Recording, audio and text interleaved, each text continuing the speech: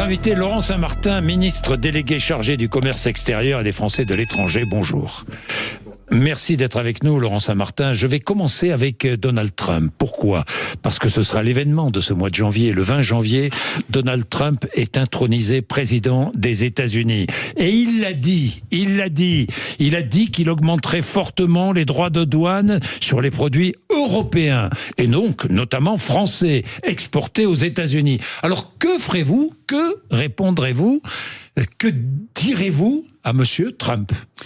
D'abord, Donald Trump, la France a déjà travaillé avec lui sous son premier mandat. Le président de la République, Emmanuel Macron, le connaît. On peut travailler ensemble. Et Donald Trump sait que la France est un pays allié, est un pays ami, avec qui on peut effectivement avoir des négociations. Parce que Donald Trump, c'est quelqu'un qui transige, c'est un transactionnel permanent et absolu. Et donc il faut être lucide sur nos désaccords avec l'administration Trump. Mais vous savez, l'administration Biden était également protectionniste. Et les politiques tarifaires étaient aussi difficiles vis-à-vis de l'Europe. Donc il faut être lucide sur nos désaccords et aussi se réveiller en Europe. Comprendre que ce monde qui bouge extrêmement fortement, pas que d'un point de vue commercial, mais puisque c'est mon sujet aussi d'un point de vue commercial, doit nous appeler à nous renforcer. Alors c'est vrai sur le plan militaire, mais c'est vrai aussi évidemment en termes de politique commerciale. L'Europe des Unis. Et je ne le fais pas dire, nous avons besoin de nous renforcer en Européens, dans une guerre commerciale qui, évidemment, ne commence pas avec l'investiture de M. Trump, mais a déjà commencé, évidemment, de continent à continent. L'Amérique du Nord, les États-Unis, la Chine, l'Europe ne doit pas regarder les trains passer dans la compétition économique mondiale. Elle a des atouts, l'Europe. Et la France en particulier. Je rappelle que la France est le pays le plus attractif d'Europe depuis maintenant 5 ans. On a le premier pays investisseur en France, vous savez qui c'est, Jean-Jacques Bourdin ? C'est les États-Unis. Donc les États-Unis, ils ont aussi besoin d'Europe. Donc on va négocier, on va travailler. Ça s'appelle du rapport de force, et c'est sain en économie et en politique commerciale. Donald Trump est un impérialiste ? Je ne sais pas si la vocation première des États-Unis est d'être un pays impérialiste. Je ne le crois pas. Je vois bien à quoi vous faites référence sur ces dernières déclarations, notamment sur le Groenland et d'autres. Panama, et le Canada. Mais à nouveau, nous avons Donald Trump est un négociateur, un transactionnel permanent. Et donc nous avons besoin de jouer ce rapport de force. Et ce que je voudrais surtout dire à ce micro ce matin, c'est que... On peut... Dans ces déclarations, d'ores et déjà, avant même qu'il soit président des États-Unis. Mais les États-Unis, Donald Trump, quelles sont ses priorités ? D'abord, les États-Unis. C'est l'America First. Ensuite, la Chine. Ensuite, les États-Unis. Et ensuite les États-Unis. Et ensuite l'Europe. Puis peut-être un jour la Chine ou l'Europe. Il faut être lucide par rapport à tout ça. Mais il faut d'abord aussi nous regarder nous-mêmes et nous renforcer. Jean-Jacques Bourdin, l'Europe a été en capacité à se renforcer et à faire des initiatives exceptionnelles, notamment pendant la crise Covid et au lendemain de la crise Covid. On a fait un endettement commun, vous vous souvenez, pour un fonds et pour une relance de 750 milliards d'euros qui nous a permis justement d'être au niveau à ce moment-là. Pourquoi on ne le ferait pas dans cette nouvelle guerre commerciale où on a besoin d'investissement en Europe ? Donc, on peut commenter les velléités, les provocations de tel ou tel chef d'État, et notamment Donald Trump. Mais je crois que la priorité, c'est d'abord de se mettre en ordre de marche nous-mêmes, face aux États-Unis, face à la Chine. Mais c'est extrêmement important, parce que tant qu'on sera dans le commentaire de l'autre, nous ne regarderons pas nous, et nous ne ferons pas en sorte d'être plus forts européens. On ne peut pas ne pas réagir aux propos de Donald Trump sur le Groenland, par exemple. Bien sûr. Et la réponse est très claire, c'est que le Groenland est un territoire européen et que donc il ne peut y avoir effectivement de telles provocations là-dessus. Quels moyens avons-nous ? Quels moyens avons-nous de répondre à Donald Trump ? Mais écoutez, je ne crois pas que Donald Trump fera une pénétration armée au Groenland, si c'est votre question. Je n'y crois pas une seule seconde. L'annexion du Groenland par les États-Unis, est-ce acceptable ? C'est un territoire sous tutelle danoise. C'est d'abord aux Danois de s'exprimer là-dessus. Et évidemment que c'est un territoire donc européen et que donc il ne saurait y avoir non seulement d'ingérence, mais au-delà de fantasmes sur la pénétration américaine sur ce territoire. Oui, annexion. Je dis bien annexion parce que le mot est employé. Annexion, comme pour le Panama d'ailleurs. Comme pour le Panama, pour le canal du Panama. Mais écoutez, Donald Trump est investi dans quelques jours. Oui. D'accord ? Nous verrons bien à l'aune des discussions qui seront les nôtres entre Européens. Et Je crois qu'il est d'ailleurs nécessaire que nous soyons le plus unis aussi dans les discussions avec les États-Unis. Et que ce ne soit pas que la France Mais et Donald Trump. impérialisme, ce n'est pas de l'impérialisme, cela ? De vouloir annexer le Groenland, le Panama, de vouloir transformer le Canada en 51e État des États-Unis. Mais tout cela... N'est-ce pas de l'impérialisme ? Est-ce de l'impérialisme ? Je répète que je ne crois pas que les États-Unis aient comme priorité première ce niveau d'impérialisme-là. Je crois que nous sommes davantage dans la déclaration que dans l'intention concrète. Après, ça ne veut pas dire qu'il ne faut pas le prendre au sérieux, et ça ne veut pas dire que Donald Trump 2 sera effectivement... Le même que Donald Trump 1. Exactement, exactement. Donc oui, il va falloir être lucide sur le fait que nous entrons dans une nouvelle ère. Parce qu'il n'y a pas que ça, Jean-Jacques Bourdin. Le monde a changé aussi entre Donald Trump 1 et Donald Trump 2. Je vais venir sur le monde qui change, déréguler, sur cette volonté de redessiner les cartes de l'Europe. Beaucoup de choses ont changé. Oui, beaucoup de choses ont changé. Mais on reproche tant à Poutine son impérialisme, à juste raison, en Ukraine. Si Trump fait la même chose... Vous comparez une agression illégale de Vladimir Poutine en Ukraine avec des déclarations aujourd'hui du président américain. S'il va au bout de ces déclarations, est-ce légal ou pas ? Avec des si, Jean-Jacques Bourdin, on peut faire beaucoup de choses. Je ne crois pas, et je le répète, que l'objectif de Donald Trump et des États-Unis soit l'annexion, et encore moins par la force, de territoires qui ne sont pas des territoires américains. Bien, puisqu'on parle d'ingérence, d'annexion, parlons d'Elon Musk. Oui. De l'ingérence, Elon Musk. Alors, l'ingérence dans les affaires européennes, politiques européennes. Alors je vous pose une question toute simple. Est-ce qu'Elon Musk est un danger pour nos démocraties européennes ? D'abord, qui est Elon Musk ? Est-ce qu'on parle de l'entrepreneur qui a fait, je crois, des choses assez géniales, que ce soit sur SpaceX, sur Tesla, et qui est d'ailleurs un industriel et un investisseur que nous souhaitons avoir en Europe sur ce plan-là. Mais aussi un libertarien, ne l'oublions pas. Ou alors, parle-t-on d'Elon Musk, d'abord acquéreur d'un réseau social, un des plus importants au monde, donc c'est pas rien, ça confère une responsabilité nouvelle dans le débat public, ou alors encore, parle-t-on d'Elon Musk, futur membre de l'administration Trump. Et là, c'est plus la même chose. C'est plus la même chose, parce qu'on voit bien effectivement qu'Elon Musk devient un homme politique, de fait. Et donc, là aussi, soyons prudents, mais vigilants et lucides. Est-ce que les propos d'Elon Musk sur l'AfD en Allemagne, sur le Premier ministre britannique, engagent le président élu américain, oui ou non ? Ça, ce sont des questions qui sont importantes. Oui. Est-ce que c'est aujourd'hui le porte-parole de Donald Trump ? Je ne le crois pas, je suis même sûr que non. Mais nous avons aussi là besoin d'être fermes sur les relations que nous devons avoir. Est-il aujourd'hui devenu un danger pour nos démocraties européennes ? Je crois que s'il s'agit d'ingérences répétées sur... des choix souverains, que sont notamment les élections en Allemagne, mais qui peuvent aussi être... Il fait la promotion de son débat avec Alice Weidel, la chef de l'AfD. Oui, le président de la République a utilisé une expression que je trouve assez juste, c'est qu'il s'est mis lui-même, avec sa puissance de frappe de son réseau social et membre de l'administration Trump, à la tête, entre guillemets, d'une internationale réactionnaire. Je trouve que c'est assez juste. Ce ne sont pas nos idées. Et en Europe, on doit, notamment les démocraties libérales que nous défendons, défendre ces idées-là et nos... Alors est-il devenu un danger pour nos démocraties européennes ? C'est un adversaire sur l'idéologie, ce n'est pas aujourd'hui un danger à proprement parler. Vous êtes sur X, je suis sur X. Si on veut que ce soit considéré comme tel, il va falloir bannir ces réseaux sociaux. Aujourd'hui, on n'en est pas là. Donc il va falloir... C'est la menace brandie par Jean-Noël Barrot. C'est pas une menace, c'est rappeler que nous avons des outils législatifs qui existent et qui, évidemment, doivent ne rien interdire. La France peut interdire X ? Dans l'absolu, oui. Dans l'absolu, oui. Je ne suis pas sûr qu'il faille aller jusque-là, mais c'est quelque chose de possible. Et à un moment, encore une fois, il va falloir arrêter d'être naïf. Vous l'avez très bien dit. Le monde se dérégule. Le monde bouge à une vitesse folle.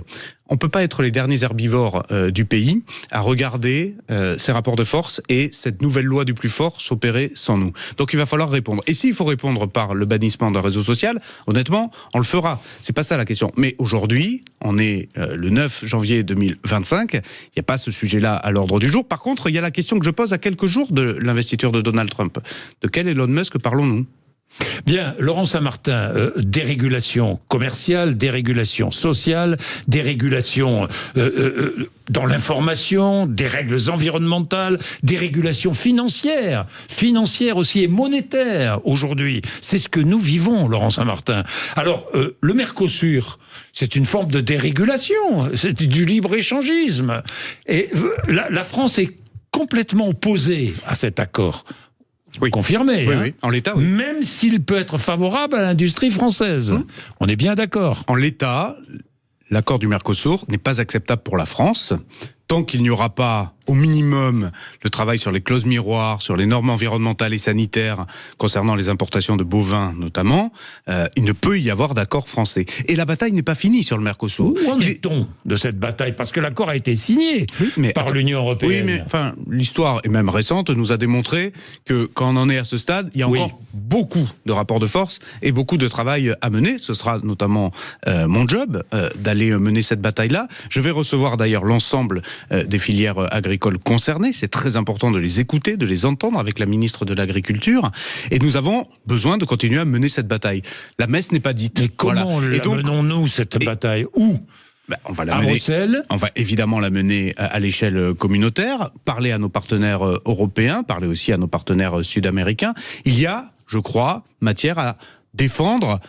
La question de la minorité de blocage n'est pas arrêtée, la question du contenu de cet accord n'est pas définitif, et donc oui, je maintiens, la messe n'est pas dite concernant le Mercosur, et nous nous battrons pour nos agriculteurs et pour nos éleveurs bovins en particulier. Le déficit commercial de la France est encore haut, même s'il baisse.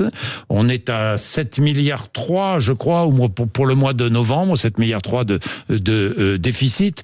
Vous avez le chiffre sur l'année 2024 ? Pas encore, il sortira au mois de février, mais pourquoi est-ce qu'on est en déficit chronique? Il sera inférieur à celui de 2023. Je souhaite qu'il y ait une résorption du déficit commercial. Vous le savez. Non, je n'ai pas encore les chiffres sur 2024 parce qu'ils sont en train d'être consolidés. Ils arriveront sur le mois de février. Ce sont les douanes qui le consolident au début du mois de février. Donc ça sera dans quelques semaines. Ce que je peux vous dire, c'est que si on a un déficit chronique sur notre balance commerciale, c'est d'abord parce qu'on ne produit pas assez chez nous. Oui. Ce que vous produisez pas, vous l'exportez pas, vous le vendez pas ailleurs, vous êtes d'accord avec ça. Donc vous importez plus. Et aujourd'hui, nous avons besoin d'abord et prioritairement de continuer cet effort de réindustrialisation. Quand vous ouvrez des usines dans votre pays, vous vous donnez les capacités d'abord d'être plus souverain sur votre production, et puis de le vendre à l'export, à l'international, et donc de réduire votre déficit commercial. C'est une vraie question de souveraineté, le déficit commercial. C'est pas qu'une question monétaire et de chiffres comptables. C'est une vraie question de souveraineté. Et donc, la prospérité d'un pays ne dépend pas tant de son solde commercial. Par contre, sa question de souveraineté et de réindustrialisation, oui. Donc on a besoin de poursuivre ce qui a été fait ces 7 dernières années. On a besoin de continuer à attirer des investissements du monde entier pour se dire que sur l'économie décarbonée, sur l'industrie, sur les véhicules électriques, sur l'hydrogène, sur toutes ces filières prioritaires, eh bien, la France doit devenir leader non seulement européen, mais l'un des leaders mondiaux là-dessus. Et c'est comme ça qu'au fur et à mesure, par notre innovation, par notre recherche et développement et par la production retrouvée dans notre pays, nous arriverons à résorber ce déficit commercial. Pas autrement. Il ne faut pas raconter d'histoire, c'est pas par quelques contrats qu'on arrivera à résorber le déficit commercial. Reproduisons chez nous, faisons de la réindustrialisation une priorité, et là on pourra effectivement être excédentaire sur notre balance commerciale. Laurent Saint-Martin, vous avez été ministre du budget dans le gouvernement Barnier. Il y a des discussions budgétaires aujourd'hui engagées hier soir encore à Bercy entre le gouvernement, les socialistes et les communistes et les Verts. Et l'un des points de discussion, c'est la réforme des retraites. Est-ce qu'on se dirige vers une suspension de la mesure d'âge? Je crois que le Premier ministre a utilisé des termes choisis. Pas de suspension de la réforme, mais du dialogue pour regarder... De la mesure d'âge, je parle. Écoutez, aujourd'hui, je ne sais pas vous dire s'il y a une suspension prévue de la mesure d'âge. C'est possible. Je crois que tout est sur la table. Je crois que tout est sur la table. Je crois que tout est sur la table. Je ne suis pas. Ce que vous me dites, tout est sur la table, ça veut dire c'est possible. Jean-Jacques Bourdin, Laurent Saint-Martin. Je vous dis ce que je sais. Je ne suis pas à la table des négociations. Non, ce n'est plus mon rôle aujourd'hui. Vous avez des informations à Bercy. Je vous dis que suspendre la réforme, les termes sont choisis. Suspendre la réforme n'est pas à l'ordre du jour. Je vais aussi vous dire autre chose, effectivement, en tant qu'ancien. Suspendre la réforme n'est pas à l'ordre du jour, parce qu'en fait, si vous voulez, si vous suspendez, suspendre certains points de la réforme est peut-être à l'ordre du jour. Les paramètres de la réforme des retraites, vous l'avez eu à ces micros pendant des mois et des mois en 2023, vous les connaissez par cœur. Il y a la mesure, il y a la mesure d'âge, d'accord. Il y a le taux de cotisation ou il y a le niveau des pensions. Il y a pas, si vous faites du paramétrique, il n'y a pas 36 solutions. Que tout ça soit mis sur la table pour regarder, comme l'a dit le Premier ministre, s'il y a une solution alternative qui puisse mieux convenir à davantage de forces politiques que la version de 2023, oui, c'est effectivement les discussions qui peuvent avoir lieu. Et ça ne doit pas avoir lieu qu'à Bercy. Vous avez Catherine Vautrin et Astrid Panosyan-Bouvet, qui sont aussi en lien quotidien avec les organisations syndicales et patronales, avec les partenaires sociaux. Ça avance dans la bonne direction pour vous ? Elles sont en train de dialoguer là-dessus. Vous savez, est-ce que ça avance dans la bonne direction pour éviter la censure ? Alors, deux choses. Il y a la stabilité politique et la trajectoire financière. Vous comprenez bien que c'est un chemin de crête qui doit être trouvé de la même façon que le gouvernement de Michel Barnier cherchait à trouver ce chemin de crête. La stabilité politique, je vais vous dire quelque chose en tant que ministre aussi de l'attractivité de notre pays, c'est extrêmement important. Ceux qui regardent la France dans le monde, faut jamais l'oublier. Nous ne sommes pas dans un bocal tout seul. Ceux qui regardent la France à l'international nous regardent aussi pour la capacité maintenant à se stabiliser politiquement. Et donc c'est très important. Et donc il va falloir trouver des compromis. Et je crois, notamment le Parti socialiste, puisque c'est quand même celui qui est aujourd'hui au cœur des négociations sur ces sujets-là, a davantage compris, peut-être que ces derniers mois, que la stabilité politique devenait prioritaire. Et que donc nous devrons trouver le meilleur compromis entre une trajectoire de redressement des comptes... Le compromis et nous sommes proches d'un compromis, franchement. Je le souhaite. Vous le croyez ? Oui, je le crois. Je le crois parce que nous sommes dans une situation où personne n'aurait intérêt à créer une instabilité politique chronique dans notre pays. Absolument personne. À part peut-être certains ingénieurs du chaos comme les Insoumis. Dans une très grave crise politique. Je le crois, qui pourrait avoir des conséquences sur une crise financière et sur une crise de tous les sujets qu'on a vus tout à l'heure, dans un monde qui bouge et qui ne nous attend pas. Pardon, mais Donald Trump, il ne va pas se demander si la stabilité politique française est au rendez-vous pour agir. Plus il y aura d'instabilité en France et en Europe, plus ce sera évidemment une opportunité pour nos adversaires commerciaux notamment d'agir fort contre nous. Et donc nous avons besoin de cette stabilité politique et donc nous avons besoin d'un budget. C'est la priorité absolue aujourd'hui au plan national. Nous avons besoin d'un budget. Je crois profondément que le groupe et le Parti socialiste ont compris cela. Et les discussions qui sont en cours avec le ministre de l'économie, avec la ministre des comptes publics et avec évidemment le Premier ministre et tous les ministres concernés ont vocation à aboutir dans les prochains jours, les prochaines semaines. Je le souhaite profondément. Je ne peux pas vous le dire évidemment avec certitude. C'est le principe des discussions, c'est le principe des négociations. Oui, je le crois. Je le crois parce que chacun a compris la responsabilité qui était la sienne. Laurent Saint-Martin, dans le budget, vous avez été ministre du budget, et ça concerne maintenant votre nouveau ministère, la hausse de la flat tax. Oui. Le prélèvement forfaitaire unique sur les revenus du capital. Apparemment, le nouveau ministre de l'économie est favorable à une hausse de la flat tax, vous aussi ? Ce que nous avions proposé dans le budget initial avec Michel Barnier, c'était une contribution différentielle sur les hauts revenus qui pouvait effectivement faire augmenter ce qu'on appelle la flat tax, c'est-à-dire la fiscalité sur les revenus du capital. Un peu, pas beaucoup, parce que c'est aussi un enjeu d'attractivité. 30%, passer de... 33, 34%, pour certains revenus, bien sûr, seulement à partir, vous vous souvenez des seuils, seulement à partir de 500 000 euros de revenus pour un couple, donc on était quand même sur les très hauts revenus, etc. S'il y a cette mesure qui est reprise évidemment par le ministre de l'économie et la ministre des comptes publics, moi je crois que c'est une bonne chose, à partir du moment où c'est une mesure de justice fiscale. En fait, c'est comme ça qu'il faut prendre le sujet. C'est pas une question de taux d'imposition, c'est une question de justice fiscale, et avec un point de vigilance, mais je sais qu'Éric Lombard le porte également, puisqu'il connaît bien la vie des entreprises et de l'attractivité de notre pays, avec un point de vigilance qui est effectivement celui de ne pas casser ce qui a fait la force de notre politique d'attractivité, de notre politique de l'offre ces 7 dernières années. Laurent Saint-Martin, j'ai une dernière question qui n'a rien à voir, mais elle vous concerne en tant que ministre, membre du gouvernement, responsable politique. Est-ce que vous approuvez Bruno Retailleau qui souhaite interdire le port du voile aux mères accompagnatrices dans les sorties scolaires ? C'est un débat que nous avons dans notre pays depuis très longtemps, probablement depuis 2004 de façon incessante. Je crois que la laïcité, ce n'est pas cela, c'est ma conviction personnelle. Je crois que la laïcité, c'est très clairement au sein des établissements. Je pense qu'on ne peut pas demander aux mères accompagnatrices de voir le voile interdit. Et je crois que le débat n'est pas là dans notre pays. Et je crois que ce serait se tromper de priorité que le faire sur le sujet des mères accompagnatrices qui, vous savez, moi j'ai été élu à Villeneuve-Saint-Georges, à Valenton, dans un certain nombre de quartiers où beaucoup de mères accompagnatrices sont voilées. Et je peux vous assurer que si vous n'avez pas ces mères-là présentes, vous n'avez pas les sorties. Et pardon, mais c'est un sujet très concret dans la vie quotidienne de beaucoup de nos concitoyens. Et je crois qu'il faut rester assez clair, mais très ferme sur les règles de la laïcité avec la loi de 2004. C'est-à-dire être extrêmement clair et ferme au sein des établissements scolaires et s'en tenir à l'application de ces lois-là.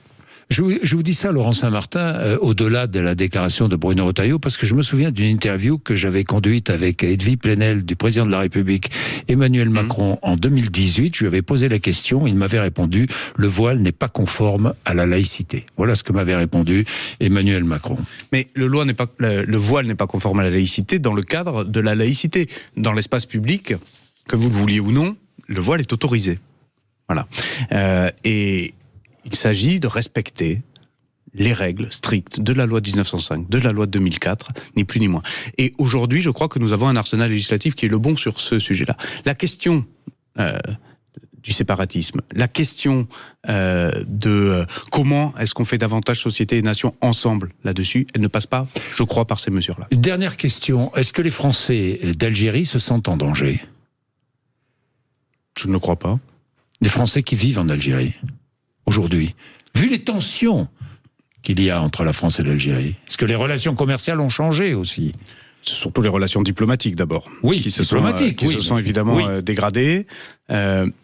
Vous faites évidemment référence au sort de Boualem Sansal et puis aux échanges entre les gouvernements algériens et français. Bien sûr, on ne peut pas dire que l'ensemble de nos ressortissants français en Algérie seraient en danger, sinon, oui, évidemment, les mesures seraient prises en fonction.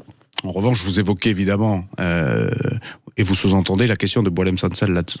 Oui. Et je crois qu'il faut être très très clair là-dessus, que son emprisonnement est scandaleux, ne doit pas avoir lieu, que la France réclame évidemment sa libération, surtout au vu de son état de santé, et que c'est aujourd'hui la priorité, puisque c'est le cas d'espèce qui trouble beaucoup de nos concitoyens, et à raison là-dessus, et que donc nous continuons à appeler sa libération. Merci à vous, Laurent Saint-Martin, il est 8h57.